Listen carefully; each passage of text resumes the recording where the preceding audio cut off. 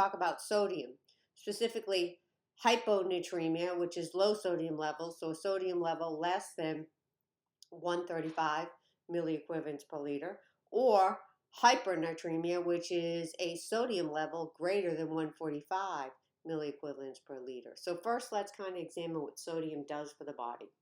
So sodium helps us maintain our blood pressure. It helps us contract our muscles, so we'll be weak if we don't have enough. It helps us balance body fluid because where sodium goes, water follows. That's why people can get puffy after eating a salty meal. And it helps with the transmission of nerve impulses.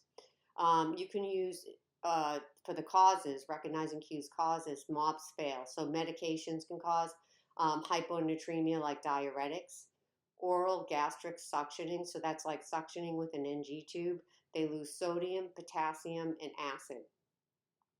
Big wounds, big abdominal wounds can, drain a lot of sodium. SIADH, that's an oncological emergency. It happens in other conditions as well.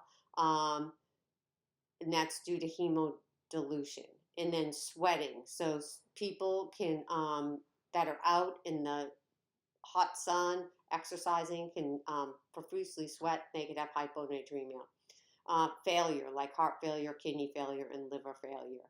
And you'll learn more about that next semester. So some of the signs and symptoms, you can use the mnemonic salt loss. So because sodium helps with neurotransmissions, right? They could be stuporous, have a coma, so they'll have like a change in their LOC. They could become anorexic. They'll have anorexia, I should say. They're not going to feel like eating. Lethargy. They'll be very tired. Tendon reflexes are going to decrease. Okay? They're going to have tachycardia with a thready pulse. They'll have limp muscles because their muscles aren't going to be able to contract. They're going to lose strength. Orthostatic hypotension, so they're going to be a fall risk. They can have seizures, so you're going to have to put on seizure and fall precautions. And stomach cramping. They could get diarrhea. They could be nauseated. They could have vomiting. Okay? So the nursing care for somebody with hyponatremia, you're going to do daily weights and report a 1 to 2 pound gain in 24 hours or a 3-pound gain in a week. And that's pretty standard in ATI, what you have to report for weight, for no matter what the condition is, because it's significant. You can give IV fluid, lactated ringers, or 0.9% normal saline.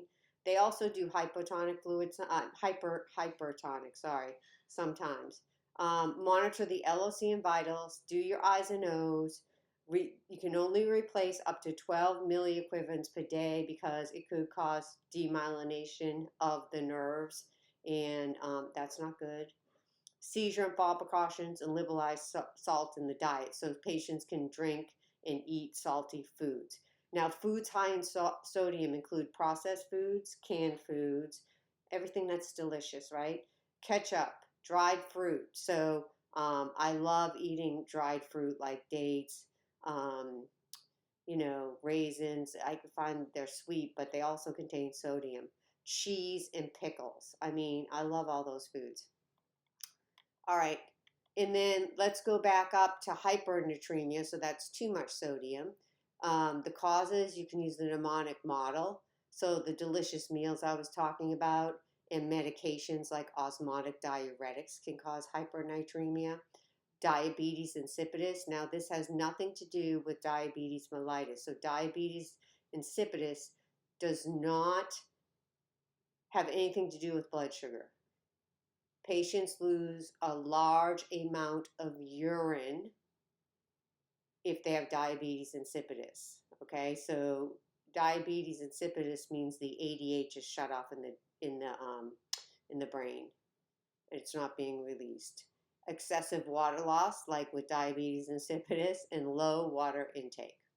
You can use the mnemonic fried salt for fluid retention, restlessness, irritability, increasing BP because where salt goes, water goes.